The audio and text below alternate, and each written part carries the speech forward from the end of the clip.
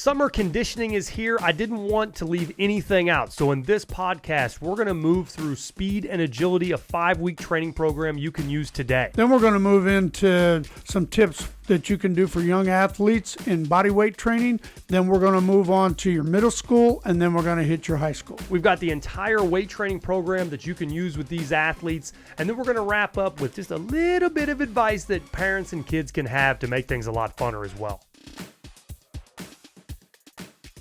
So priority number one for all of you kids out there that are getting out of school and you're getting ready to start your summer conditioning. We got a little gap between weights, but we're going to give you some recommendations on weights as well later in the show. But first, we're going to start with our speed, agility, and core training. And I've put together a performance series here that's going to be a 5-week program that anybody can use. Whether you got a set of Kbands or not, it doesn't really matter. You're going to get more benefits, more muscle activation with the Kbands, but if you don't have them, go through this program just the same. And we're going to start with test outs. And maybe you can kind of tell them a little bit about what the 3 test outs are going to be. Well, we're going to do the 5-10-5, and then we're going to move to the 3-cone drill and the 40-yard dash. You can see it up there. And you're going to put, with each of these now, you're going to do your pre-test, post-test. So make sure you write these down on the sheet provided. So then in 5 weeks, you'll be able to write down and see your decreases in time. But don't forget to look up the measurements and things. I've got a ton of YouTube videos. And if you download this series, you'll have the videos as well. But the measurements are going to be important. You don't want to be off on those, or your times are going to be wrong, obviously, at the test out at the end. But the 5-10-5, generically, it's pretty simple. You got 3 cones about 5 yards apart. You start in the middle, you move to the right or the left first. It doesn't really matter. Touch the cone, run all the way to the farthest cone, and then the clock will stop when they run through that middle cone. 3-cone drill, on the other hand, is going to be 3 cones in an L. This is used in NFL Kbands and different things to test your ability to have a little bit of circular speed and change direction in an L format. Watch that video to get some specific tips on the setup and also a little bit of tips on movements and how to stay small around those edges. 40-yard dash is just as it sounds. Probably the easiest way for most people to do this is do this on a track, because you're going to be able to see it a lot easier. Or some of those, I think every school seems to almost have a football field that you can have access to Most now. of them, and they're pretty nice facilities. Yeah, everything's like turf now, right? Oh, it is. Yeah. Now, I'd like to videotape that if it's possible, so that you can sort of see not only the speed but the technique.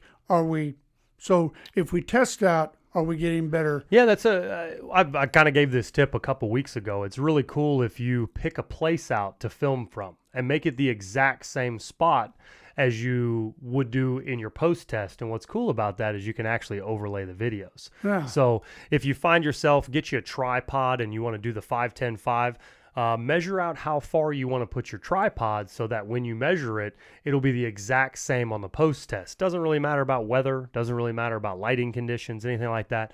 But if you film them from the exact same distances, the kids really like to see their progression in running form as they move through the program. You'll be able to lay them on top of one another, pull the opacity down a little bit. I'm pretty sure you can do it in a simple program like iMovie on your phone, or you can use some other kind of a post-editing software. But that's a pretty easy concept. Look on YouTube, you'll find out how to do it. You're also going to get an opportunity for them to maybe analyze themselves and ask them questions. What do you think about your form? Absolutely. Hopefully they'll bring it up. Yeah, as we move through those 5 weeks, I'm going to be giving you so many tips on the running forms and how to do specific agility drills. I think you'll evolve really quickly as your running form continues to progress, if you know what I mean. Well, the nice thing about this program is not only are you going to get it on paper, but you're also going to get it on the video. So you're going to see what to do. You're going to get a sample of how this is done so that you can try to imitate that. Sure. Now let's push forward a little bit. I want to kind of get into some of the exercises. I don't want to make this video too long for you, but we are going to move through some of the segments. As always, you should always be completing a warm-up and stretch when you're doing these things. I think with the young athletes, we want to build a habit. So we want to get them started with a good dynamic warm-up so that no matter what level they're at later on in life, they know that's the first thing I got to do. Yeah, it's good for getting the body loose and getting your mind right, ready to perform at a high level, but you're going to be doing that as you get older, so it's just a good habit to get into. Take yourself about 5-10 minutes. There's a video here that you can kind of roll through with that program. get a good idea of some exercises after 2 or 3 weeks. If it's getting a little boring, move on to some other exercises. It's not overly important that you're just doing exactly this, but it is a good little warm-up series here, and it'll get your body loose from head to toe. Now, if you look here at the calendar, I've got it pulled up here. This is what you're going to be doing on each and every day. And the foot speed and lateral quickness, let's take a look at that here. So these exercises are going to be super ballistic movements and some jumping style. Whenever you're organizing your workouts here, we're going to be doing jumping or plyometric style high impact exercises early in the workout. And when we do that, that's the order it should be in. You don't want to do your weights right before your speed training. You're not going to get the right results. We want to do ballistic plyometric style movements early in the workout. So you're going to be doing this workout series. Write it down, take that calendar with you. And we've actually got a whole breakdown here in this that'll show you the exact workouts that you can do. Download the sheet and take a look at them, but it's each and every exercise, the full reps and the sets. So the video you were just watching is foot speed and lateral quickness.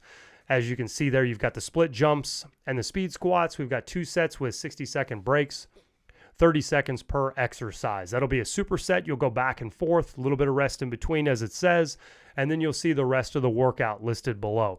So you want to follow that on this sheet. You check your calendar. It's pretty simple. You see exactly what you're going to be doing.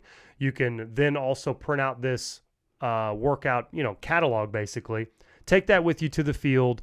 Take it with you in the backyard. After you've reviewed the videos, you're going to know exactly what they look like. You've got training tips, and then you'll see here the workout breakdowns that you can take with you to the park to make it real easy. Well, I think this is a plan, and that's what you've done is we designed that, so it's important to follow it and not skip anything. Yeah, it's 5 weeks. So if you start this thing out June 1st or June 15th, it'll take you out about 5 weeks, and you'll be done in plenty of time before any of your summer workouts begin with your team. So stick to the program, follow the reps and sets, and I think you're going to get some pretty great results. If you're going to go on vacation, you can still do this. You've got everything written down. You know what to do. So you just take a few minutes and get another workout in. Now, keep in mind that if you have done some of these exercises before and you read the catalog, you're going to see that those exercise names you might think that you know.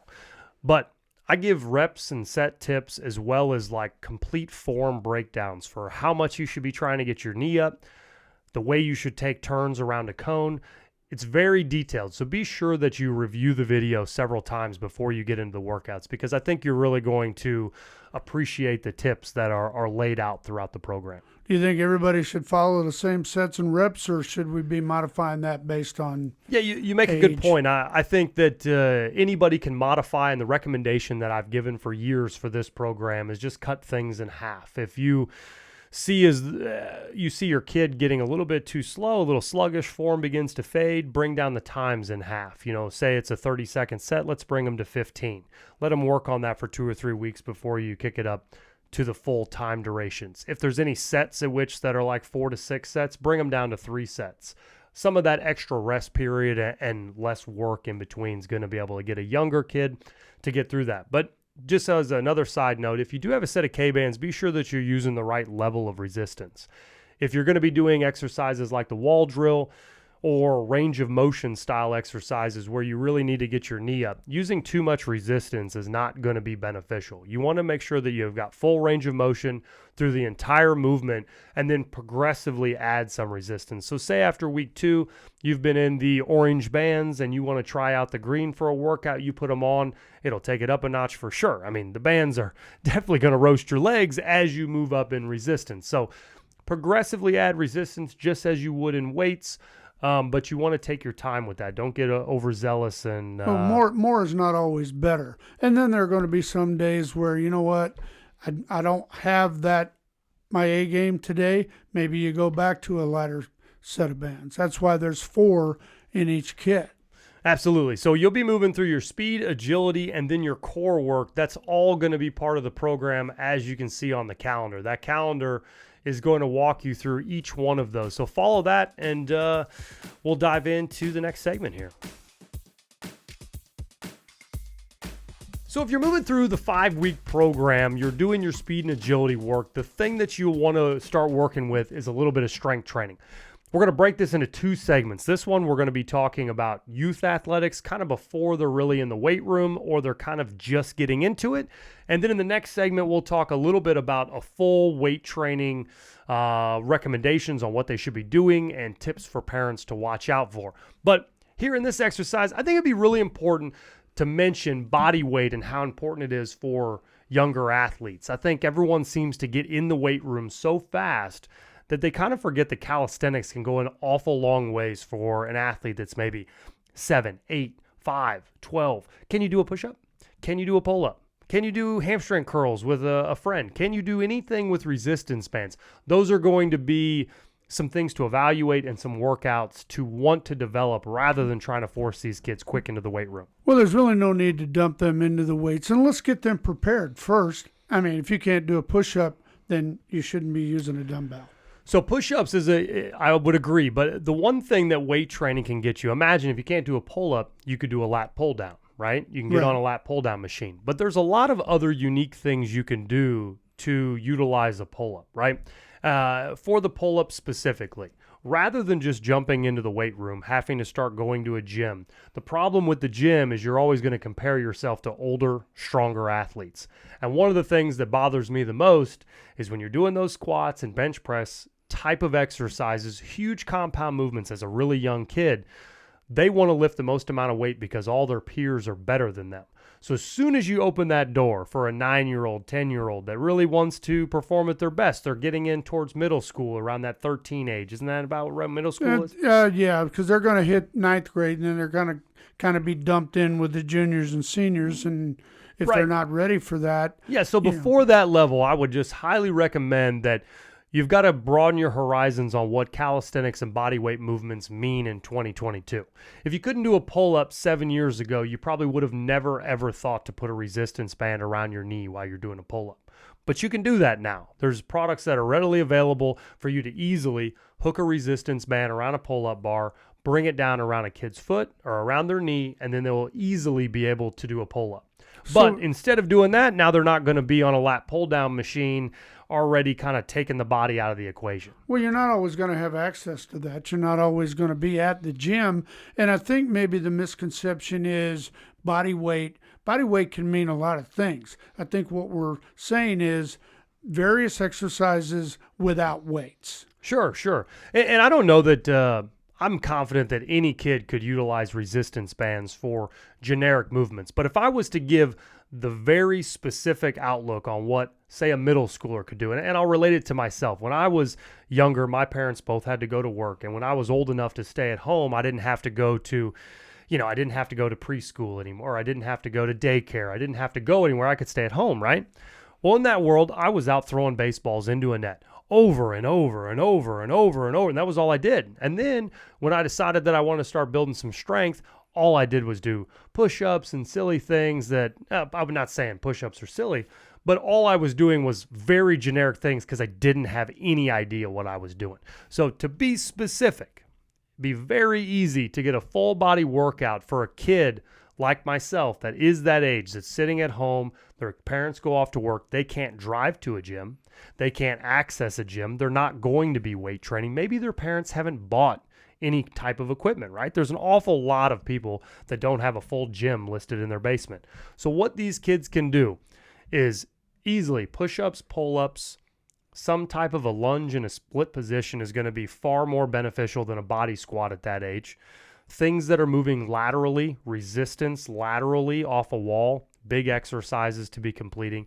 And quite frankly, they could be doing the exact same exercises 3 to 4 times a week because you don't really need a ton of variety because they're going to be needing to practice the movements so much. I mean, my first push-up was actually comical. Elbows way flared, way up high, could barely get up.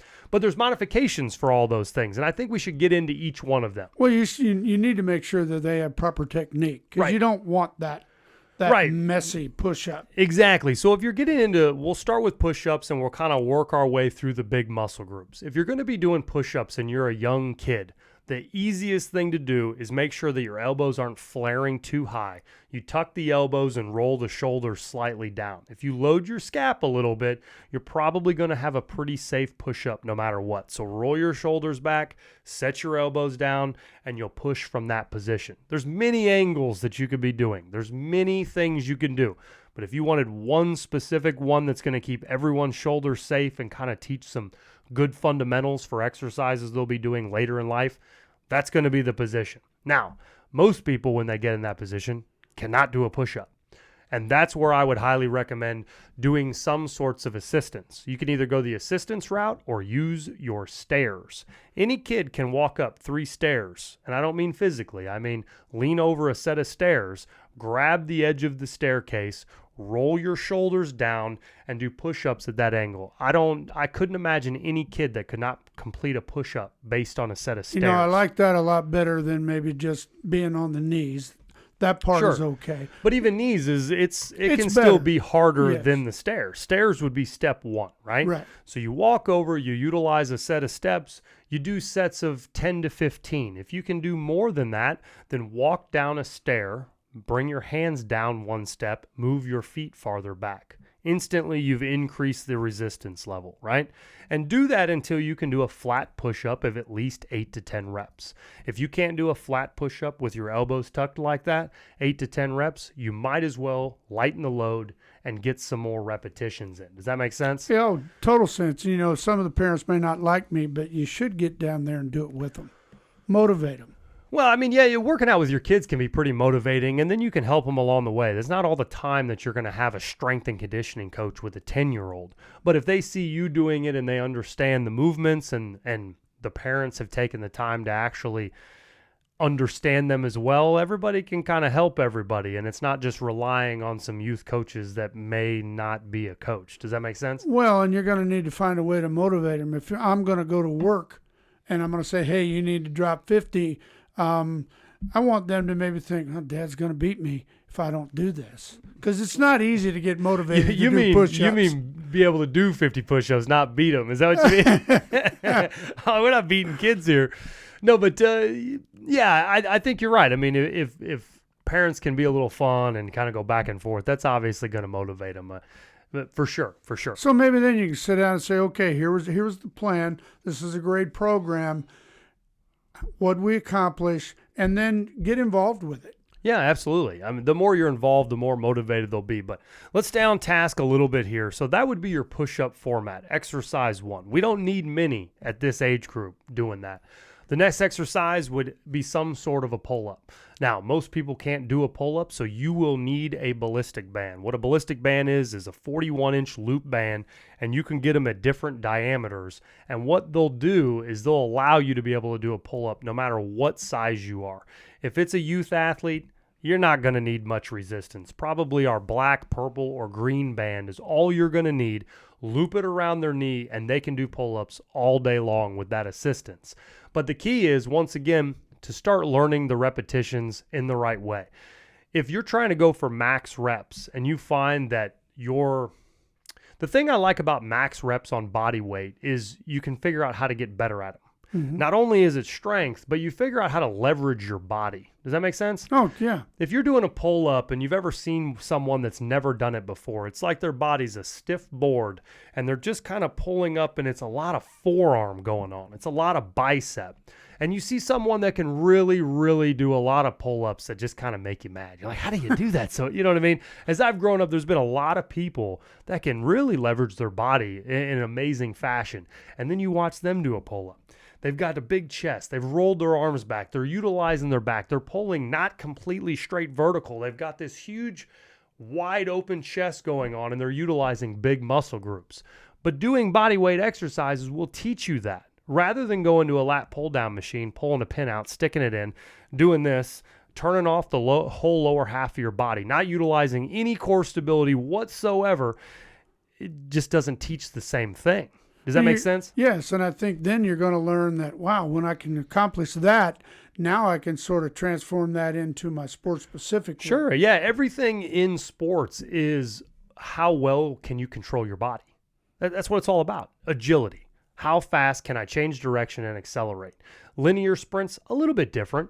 Core strength, all those things are involved in every single sport other than running exactly straight. You know what I mean? If you're running exactly straight, it may not be imperative that you can control your body from side to side. I would argue that a sprinter will run faster if they can, but in essence, it's tying it all together and making your body perform at an optimal level that's really going to make you better at your sport. So let's move forward. So we've got a big chest exercise. That's your modifications all the way to ground zero. We've got a pull-up. That's your modifications all the way to ground zero. And I'm going to get to the reps and sets, and it's going to be really simple for this age, okay? As you move down the body, I would definitely recommend lunges. It's pretty generic, pretty easy. Most kids can do them. But if you set up some kind of a length, we want to walk. I want you to walk and do lunges. You'll walk forward, take a big step, move on down, and work on getting in your hips, not in your knees. And what I mean by that is most kids will always take a short step. Those steps will be really short and their knee will sit kind of funny, and they're not really developing their hips. The hips are what's going to be the major component on what they will lose when they hit their growth spurt. As soon as their hips go, their balance goes all wonky. So we want to try to attack that as fast as possible. So by doing walking lunges, you can put some dumbbells in your hands if you have some simple weights. But overall, you just want to be holding a little bit of weight as you move forward if you can hold good form. That would be your progression, right? Body weight lunges, that's just fine. Walk a distance of 20 to 30 feet, turn around, walk them back. If it's too easy, put some weight in your hands. Pretty easy, right? How far out do you think that, or what do you teach as far as your extension when you're doing a lunge? Most things, do you mean in the lunge specifically, the lunge or the distance? Specifically, each individual lunge. When you're going out, how far out do you suggest? If you're doing a walking lunge, you just don't want to be too short. You want to stretch the hips. So when you step out, it should be a pretty lengthy step. And then when you lunge, the knee's not super important whether it goes over the toe or stays behind. Not overly worried about that. But if you leave your legs too narrow, you'll find that when you lunge down, it's basically more of a knee exercise, and you want to use the lunge for the hips. So stride out a little bit farther than normal and try to drive your pelvis to the floor. It's going to get a huge hip flexor stretch. And then as you move forward, you've got to engage all those muscles to go forward in the front leg. Does that make sense? It does. Now, is that then going to help me when I'm running so that for my stride length? Yeah, absolutely. I mean, when you're doing walking lunges and you're really getting extended out, that back hip flexor has got to work to make sure that, your body doesn't collapse, right? And then as you drive up, those are going to be your glute muscles and your drivers off the ground. They're all related, but this isn't exactly a speed exercise per se, but just a general strength training exercise that should be used for youth kids. Do you like to do things backwards too? Absolutely. If you're getting a little, bored with the workout, as I said, we're walking through kind of like a 6 exercise set here. If you get a little bored, you can modify any of these things. Do reverse lunges one day. Next day, you'll be going forward. I've found that when I have them do that, it kind of gives them a little bit of a mental break. Ooh, wait a minute here. And they find it's a lot harder than what they think. Sure. And lastly, one of the last there'll be 2 exercises. I would do some format of like a hamstring curl. If you can sit your feet underneath, it's the Nordic curl or the manual resisted curl. So get your kids downstairs, or kids, if you're listening, what you're going to do is you're going to find a squat bench, a sofa, something that you can slide your feet under to hold your body weight, and you'll be bending over with a straight back. I'll drop in a little bit of footage in the show, and you'll be able to see it live, but you're going to be looking up on YouTube, manual resisted hamstring curls, Nordic curls. You're going to find a ton of information on very specifically on how to do them and some modifications. But I would say if you cannot do one of those on your own with good form, just flip over on your back, bridge your feet up, and find a stability ball. It's basically a very similar motion, similar muscle groups, but way easier. Roll a stability ball underneath your feet, bridge your butt up, and then you're going to walk your feet in and out. Really, really, really simple. Does that make sense? Yeah, and that's part of the key of making sure that you're watching them, making sure that you say, hey, if we can't quite do this, there's always something that you can modify, and we'll work our way back up to it. Yeah, so Nordic curls, if you can't do those, then you move to the stability ball curls. And then the final exercise that I would do is you're going to need a dip bar or the pull-up bar that you've put up in your home. We're talking minimal expense here for a home gym for that age athlete. 2 different types of ab exercises, but again, it's all about teaching body control and bringing everything in rather than just doing like crunches and things. The core exercise I want you to do is sit up on a dip bar, and you're going to bring your load into your shoulders. And what I mean by that is if you sit on a dip bar and you stay relaxed, basically your shoulders will rise, everything will rise, and you're not really training anything, okay? Your body weight is overdoing it, everything's stretching. It's not a stretch. Okay, so what I want you to do is you get on a dip bar, and I want you to load everything. So you'll actually drive through your chest, and you're going to hold your weight in your body, and everything's going to be tight. If someone tried to push you, you wouldn't move at all. Does that make sense? As soon as you load everything up, you'll feel some tension in your shoulders, you'll feel some tension in your chest, and you'll almost be slightly tipped forward, okay? And at that point, when you start raising your knees up, now you have an insane activation of your entire core. This isn't rocket science. A lot of people do this. I'm just trying to tell you that rather than putting a kid down, flipping around, doing some crunches on a ball, pretending they're doing something, this is full engagement in a sport-specific way. We've loaded our entire body. Now our body is under load. You raise your knees up. We're training hip flexors, quads, and you can't help but get burning abs. And if your hip flexors and quads burn too much, they're just weak. Keep doing them. Every single time you do them, they're going to get stronger, and you're going to be able to move that muscle fatigue more into your abs as those other muscle groups get stronger. That's so much more of an engagement of your core. You can also add other body parts to that. So, yeah, man, just doing crunches just doesn't excite me. Yeah, it's not really going to get a whole lot done, but that specific workout, so just take it for what it is. That's a full body workout for anyone from 7 to 12 or 13 years old.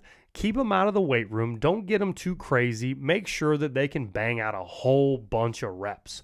What's your max push-up, Jim? How many can he do? If he can do 4, see if you can get him to get to 10. So what I would suggest, super simple, okay? Once every 2 or 3 weeks, one of those workouts on each one of those exercises. It's going to be max for each one. Give them about 5 minutes in between. So you'll do your push-up set. We're going to go from the flat ground. How many can you do? If they can, after a slight warm-up, give them a couple, right? You don't want to just, no max out should ever just be done without warming up. Let them do 5, 6, 7 push-ups on the stairs. Give them a break, 5, 6, 7 push-ups. Okay, now we're ready to max out. Say they get to 12. Now you know that that's what we're working with. Their max is going to be 12. So our working sets, cut them down by 75%, and then that's where you'll be. Simple as that. So let's make it easy. If they did 10 reps, then you want to have them do 7 or 8 reps on their following days, and you're going to do about 70 to 75% of their max on each one of those exercises, and just do 3 to 4 sets and do it like a circuit. It's all you got to do. Keep it real simple for these kids, and then get a lot stronger and develop a whole lot more body control than they're going to going and moving pins on weight machines. I like to do an alternate of that too, and maybe see how many you can do in 15 seconds. So Sure. that's one time we'll do just max reps. Yeah, Next like a ballistic time, style workout Right. where they're moving really quick. Right. Yeah, and then there's access to all those kind of modifications. You can make them more explosive. You can do slow reps, where every rep you're trying to move as slow as physically possible. You can do everything quick and ballistic, like you're saying. There's a lot of modifications, but if you stick to those 5 or 6 exercises, I'm not sure exactly what we went over, but you can get an awful lot of results out of doing that. Does that make sense? And now you can challenge them, and you can get them excited about it. You know that, hey, this is 5 exercises. Let's get in. Let's get them done. And you can go have some fun. Absolutely. Okay, so if you're into your summer conditioning and you're getting into high school, or you already are in high school, you've been weight training a while. This is a little bit more of an advanced program, but I wrote this a while back to give you a variety of exercises for a full body weight training split. Monday, you're going to be doing chest and tris. We're going to walk through each of these exercises right now so that you know what to do. So if you're in that off-season summer conditioning phase, this is going to be heavy strength training style. We're going to be getting a lot of work in, and then as it kind of tapers in towards the end of the summer, you're going to be ready for your season to begin if you're a football player, or you're probably going to start workouts for some of those winter teams as well. The first exercise is going to be chest and triceps is going to be your Monday. So every Monday for the next couple weeks, you can do this program for, anywhere between 4 to 6 weeks, I would say, would be pretty great. 8 weeks would be best. So you better get started now before your school kind of gets a little bit closer or your summer workouts begin. But exercise 1 is going to be the bar bench. We're doing 5 sets. Reps are going to be 15, 12, 12, 8, 8. And if you don't really know what weight to use, you're probably going to have to do some format of a 1 rep max. If you're in high school, I'm assuming your coach has already done that. You've been in the classes, right? I mean, I don't know any high schooler that's not playing on a team that doesn't know basically what their 1 rep max is, right? There could be some incoming freshmen might not be aware of it, but for the most part, you've already been in there, and assuming you've done some test outs, assuming that you're doing stuff during the school year too. Right. So we're assuming that you've been doing some weight training. If not, this program may be a little bit too advanced for you. But generally, what I like to recommend, if you're a little bit earlier in your weightlifting career, you really don't need to be training to the utmost reps to failure. And what I mean by that is when you see those rep ranges of 15, 12, 12, 8, 8, generally thinking if you were to fail at rep 15, you cannot do another rep. I would say if you are later on in high school, a senior, and you're looking at that number, let's say that you can do 100 pounds, 15 repetitions, and you can't do one more rep, right? You got a 100-pound dumbbell in each hand, or we're doing barbells. So say you're doing 225, you get to 15, you need spotters from then on, you cannot do another rep. Then you need to lower the weight a little bit. I want you to be about probably more like 2 to 3 reps from failure is what we're going to be utilizing in this training window. So feel the point at which you're, man, I could probably maybe get 2 more with the spotter. I'm going to stop there at that 3rd rep from failure. And you're going to work on trying to get those weights specific to your 15, your 12, your 12, your 8, your 8. And if you've ever weight trained before, it seems a little odd. You don't really nail it at first. The first week, you're kind of trying to find your weight ranges. The next week, all of a sudden, you're kind of honing them in, and then you underestimate what you're capable of. And then by the 3rd week, you're going to be pretty spot on with what weights you're using. 4th week, you might be increasing because we're gaining some strength, and so on and so forth. Does that make sense? And by the way, was I clear enough there? So you're saying that you want to work this so that you hit the 5 sets, not, whoa, I did great, but I only got to 3. Yeah, we want all 5 sets, but what I'm suggesting is when you're doing your sets, if you were to simply think of what weight would I pick to fail at 15 reps? What weight would I pick to fail at 12 reps? Okay? It's what I'm talking about is when you're picking your weight. You want to pick a weight where when you get to 15, you could maybe muscle out 2 or 3 more reps, but you would be cashed after that. Does that make sense? Okay. So it's more specifically on what you're choosing for your weight. And the reason why I suggest that is because if you're a freshman in high school, I want that number to be bigger. I want you to be able to maybe get more like 5 to 6 repetitions still left in the tank. And I don't mean 5 to 6 as if like you could bang out 5 easy. I mean, you're going to need a spotter, and it is a struggle, and you're kind of surprised that you really kind of could get 5 more reps out of you. That's your goal. You're trying to find that. Younger kids, you don't need to be quite as close to your max out because you've got some of these, new lifting, great, amazing genes that you're going to be able to pound on muscle. So you're not going to need to tax your body the same way. But most high schoolers, let's just keep it a little bit of a gap. You don't have to be completely cashed after every set is what I'm saying. So what's your rest time in between these sets? Let's see. Let me scan it real quick and see if it says anything. Generally, you just want to be able to perform the repetitions required. So if you've ever weight trained before, if I'm going from a 15-12, I'm going to need at least 60 seconds off for myself. But generally, you just want to be able to perform a great, strong set and let that be a guide.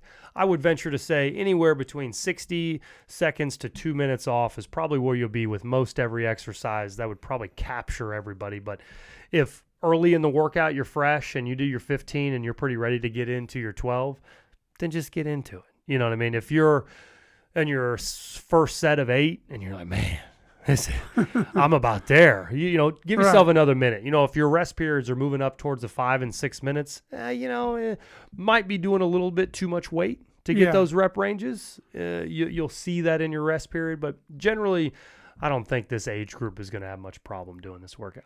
Okay. So if you find that you're needing 5 minutes, you need to make a change there. Yeah, You probably a wanna little keep bit it less going. weight. A little Right. bit less weight would have made you recover a little faster. Second Okay. exercise is going to be cross cables. Okay, you're going to go 4 sets, 5 reps.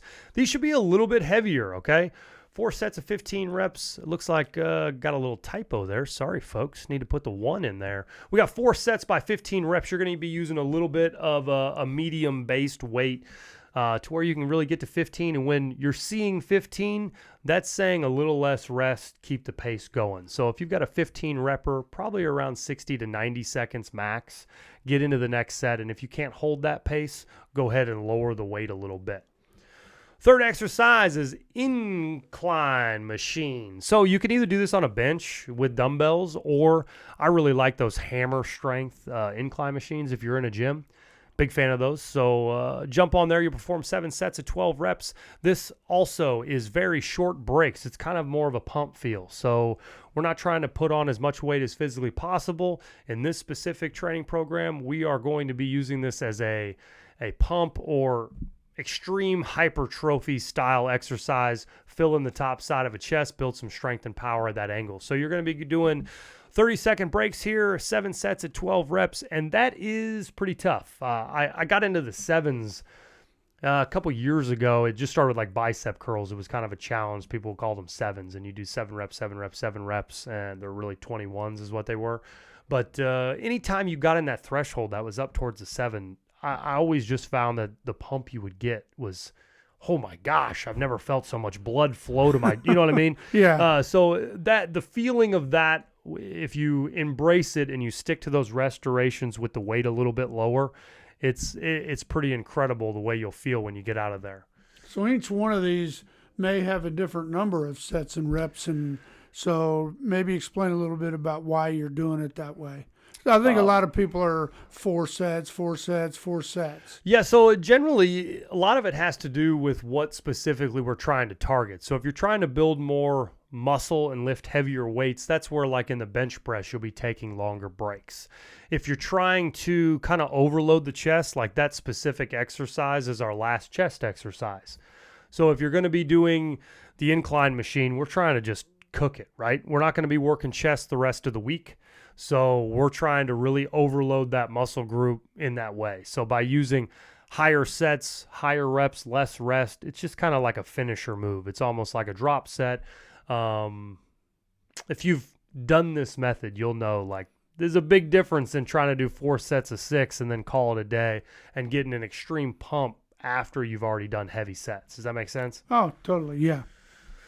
The next exercise is going to be the single arm palm up. So what that means is you're going to be doing basically a kickback. So it's a tricep extension motion. You pick up a dumbbell, bend over the side of a bench, and you'll be kicking back the weight. Try to keep your elbow locked towards your side, and it'll just be like a 90-degree swing. You're going to be trying to bring them up straight, lock the tricep out, get a good squeeze, control it on the way down, and you'll be doing 7 sets by 12 on that as well. We are going to roast everything as we get out of this workout.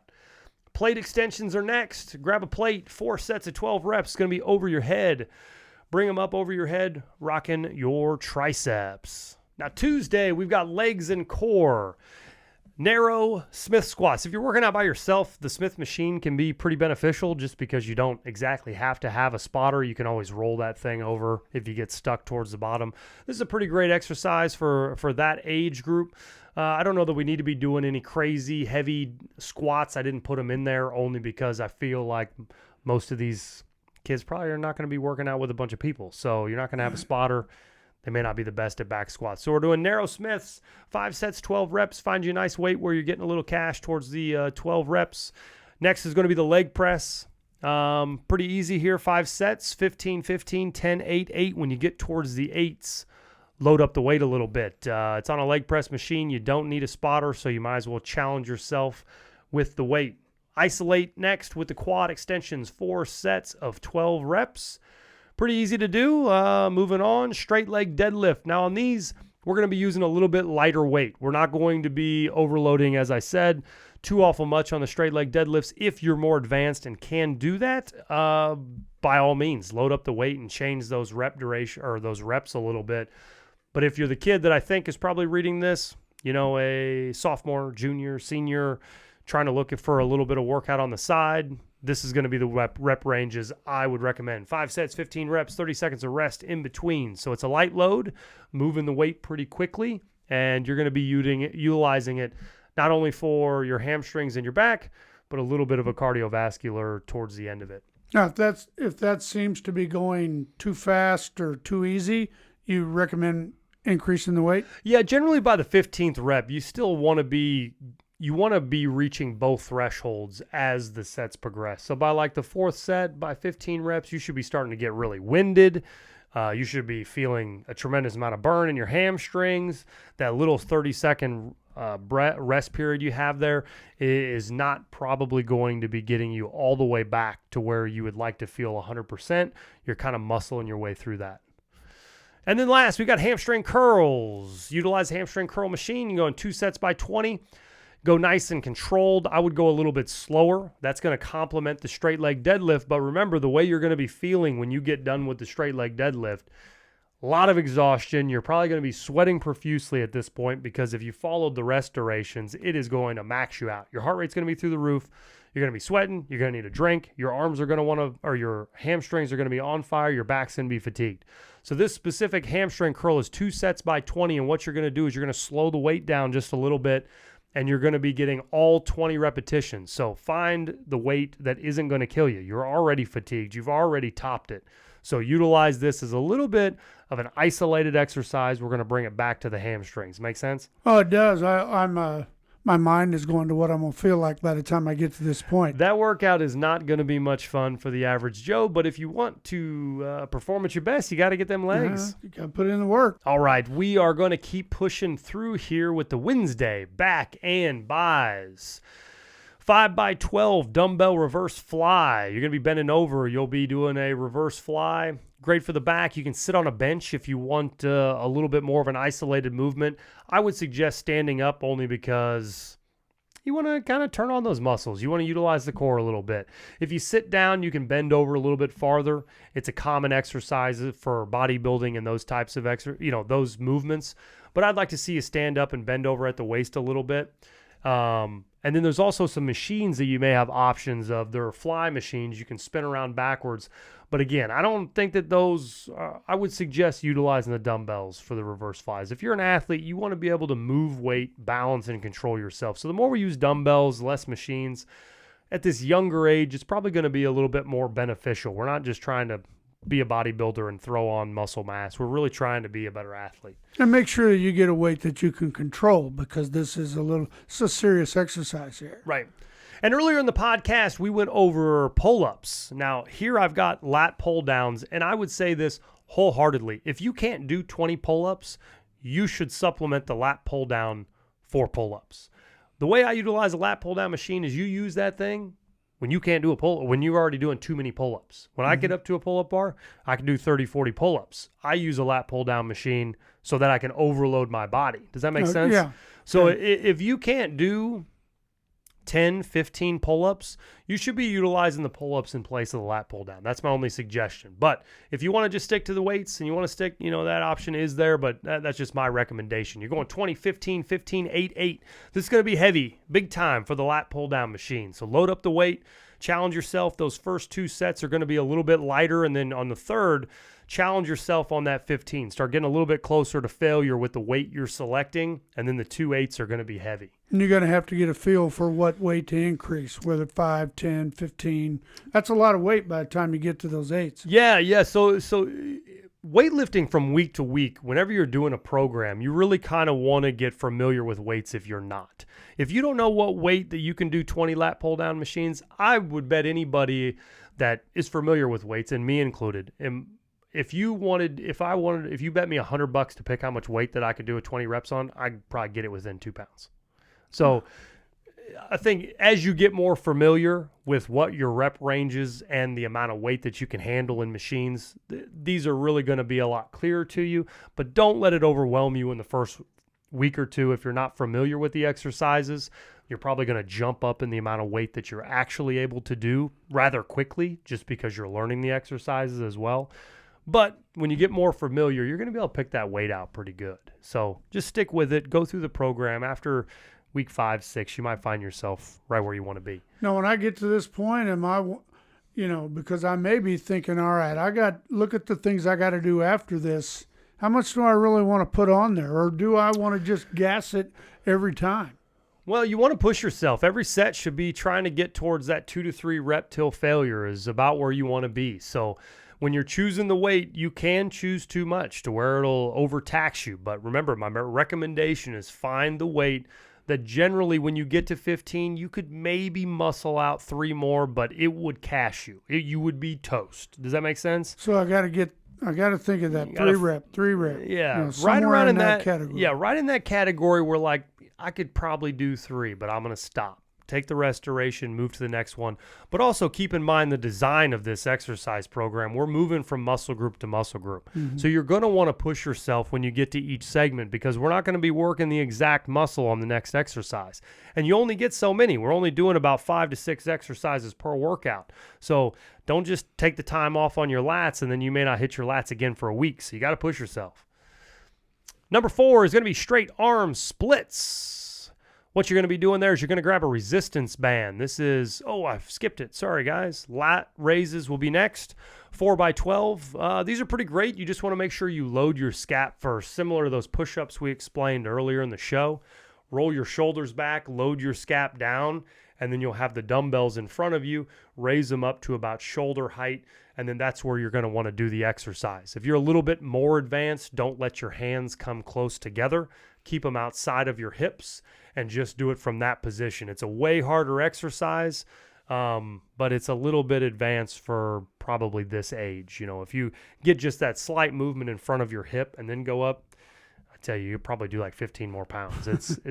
It makes it a lot easier. So utilize each of those variations in there and then move on to the straight arm splits. That is a resistance band exercise. You'll grab a ballistic band. You'll probably be using a black or a purple band. Wrap it around your hand in a straight arm split, or my definition of a straight arm split is you should have your hands at about shoulder width apart holding a resistance band, and you should have tension. You can't have the band so tight that you can't pull it anywhere, right? You've got to have a little bit of elasticity to that band. That's why I recommended those color bands. And then when you split them, you're going to squeeze your shoulder blades together as much as you can, and then you'll work that exercise kind of right in that window, right out in front, out to the side, and it's kind of more of a pulse exercise. It's nice and quick, a lot of blood flow, and you're going to... Now, am I locking out my elbows here? Yep. Okay. Yep, you'll keep your arms straight and locked, and then you'll go back just into the point where your shoulder blades get a real good pinch. Another key to that exercise, I see it all the time, is people will pull that band to their ears. And what I mean by that is it's such a slight movement. But when they come here, you see people shrug. As their shoulders burn, they keep shrugging. Make it a little bit easier that way. Yeah. So when you're doing these, you want to go down. You almost want to load the scap at the bottom rather than up. Don't do that. Go down with the shoulder blades. So, the motion, you don't see much, but it's a completely different activation. Everybody's got plenty of neck activation, staring at phones, looking at the floor, all those things. So we don't need more neck. Okay. We need to work down a little bit and load the scaps how they're supposed to be. Fifth exercise is going to be straight arm or straight bar rows. So you'll be bent over similar to our other day exercise. You're going to be 2 sets of 20. So we're just going to kind of cash everything out. Bend over. You'll be lifting that thing up 20 reps. Pretty easy. Any of these exercises, I mean, YouTube is such a powerful tool. Check out bodybuilders. Check out some of our information as well. I mean, I think I've reviewed each of these exercises anyway. But if just type in the exact exercise it is on YouTube, if you're at the gym and don't really know what it looks like, you'll find every one of these in 2 seconds on the internet to know exactly how to do it. So be sure I'm sure you're going to be on your phone anyway. Wah, wah. Well, you're going to be thinking, 2 sets.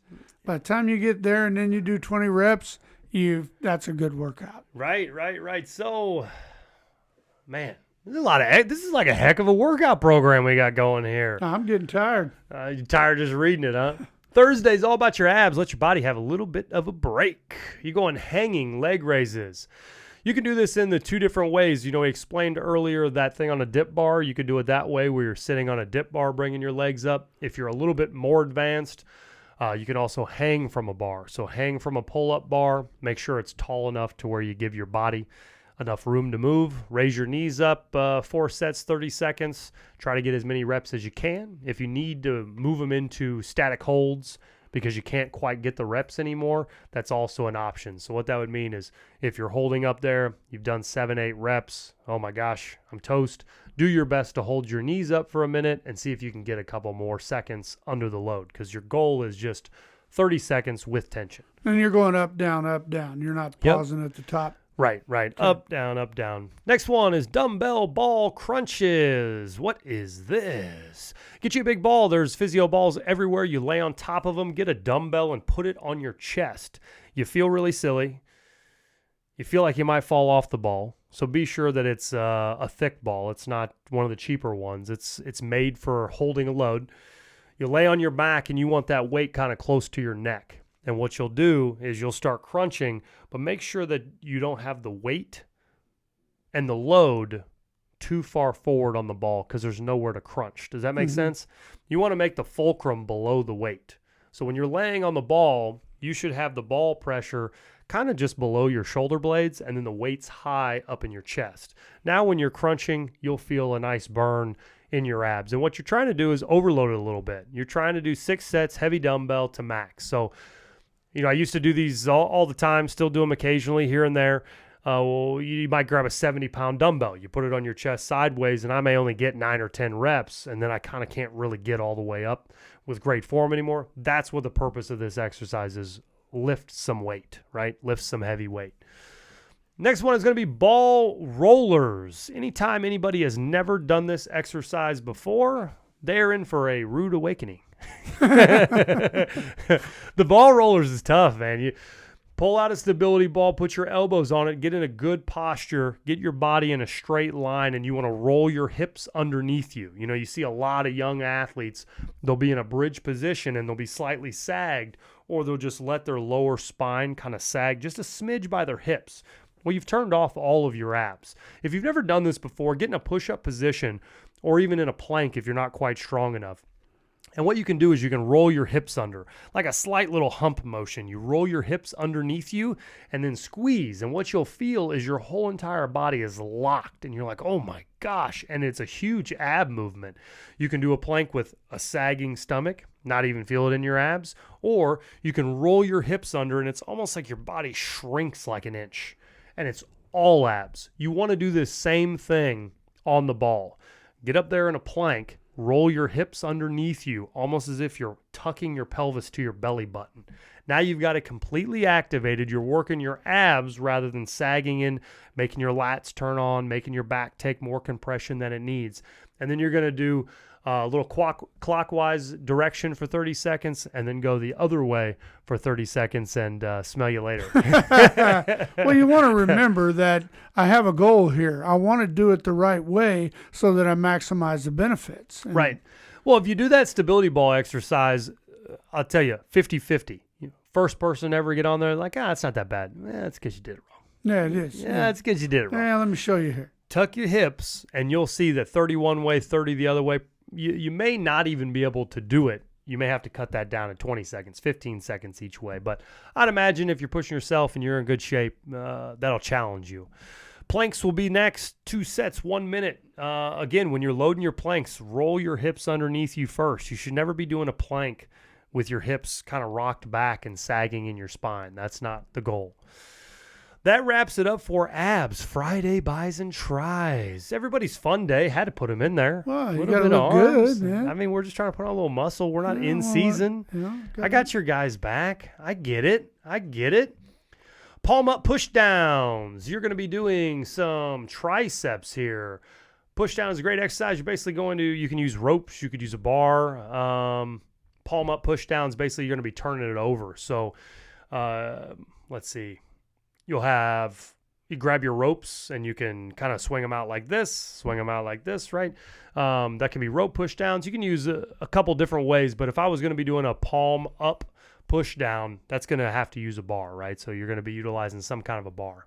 Dumbbell overhead extension, just as it says, find you a dumbbell. You can do those corner styles where you're going across your body rather than doing straight. Either way, just make sure that you don't have your elbow way past your head. You kind of want to keep that elbow slightly in front of your ear. Narrow push-ups, just as it sounds, 4 sets to max. Straight bar curls. If you can use the 45-pound bar, makes it pretty easy. The Olympic bars, 5 sets of 12. If you can't, you can always use an easy bar, but straight bar is what we're going for here.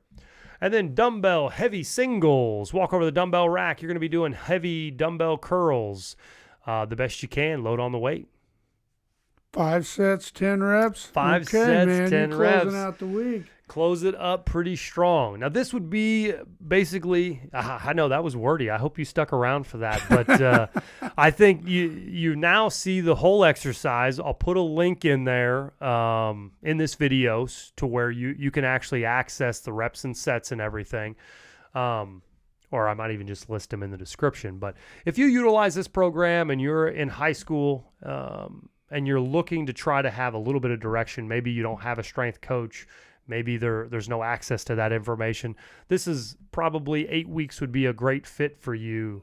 This program is definitely going to be top notch.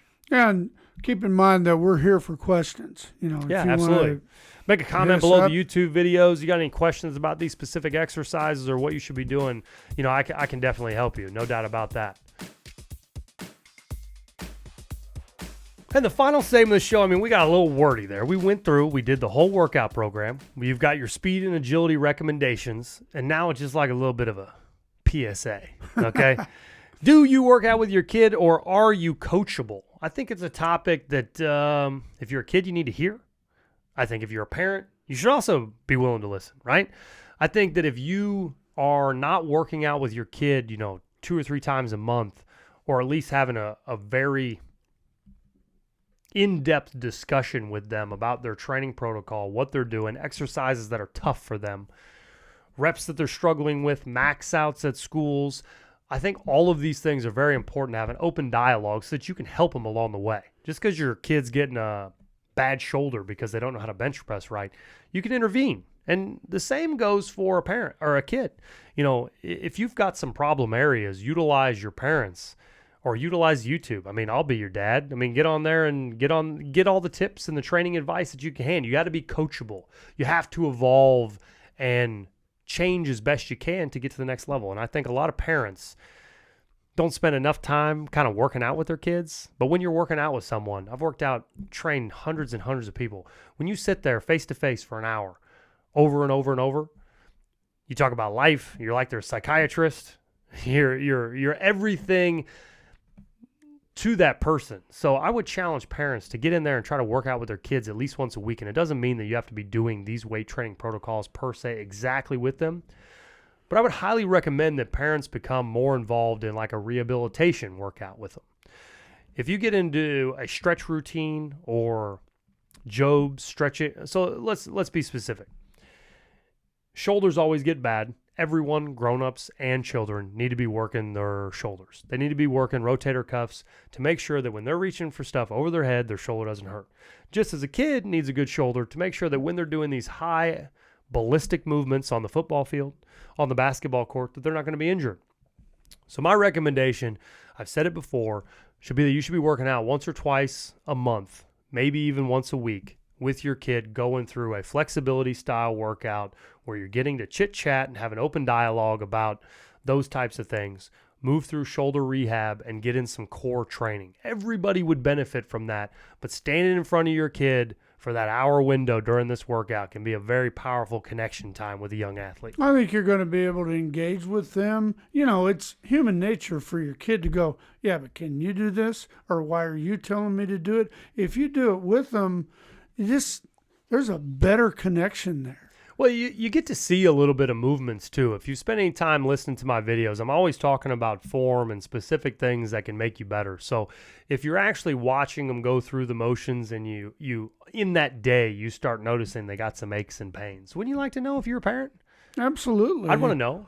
And if I was a kid and I found some areas at which I'm there and I've got this little kink in my shoulder, I'm going to have a chance then to address some form issues. You know, I always get it when I get like right about halfway on the bench press. We'll take a look at it. Are they got their elbows up super high? Do they have too much weight on the bar? Is this the exercises that you're doing at school? How often are you doing them?